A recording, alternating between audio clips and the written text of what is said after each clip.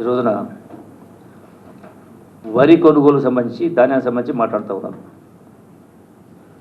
గత ప్రభుత్వం కొనుగోలు చేసిన దానికంటే కూడా మీకు లెక్కలతో సహా చెప్తాను. గత ప్రభుత్వం కొనుగోలు చేసిన దానికంటే కూడా కాంగ్రెస్ ప్రభుత్వ హయాంలో అదనంగా కొనుగోలు చేయడం జరిగింది. బీఆర్ఎస్ 2000 అంటే యావరేజ్ తీసుకుంటే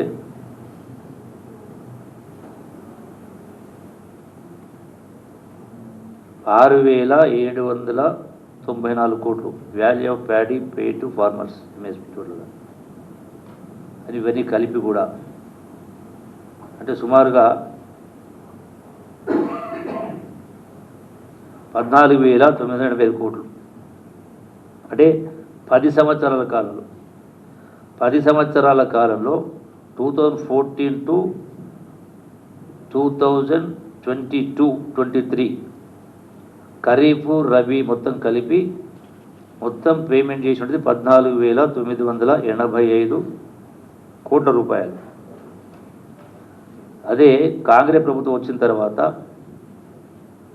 ఖరీఫ్ రబీ 23-24 అట్లాగే 24-25 ఖరీఫ్ రబీ చూస్తే మొత్తం టోటల్గా 17,160 కోట్ల రూపాయలు.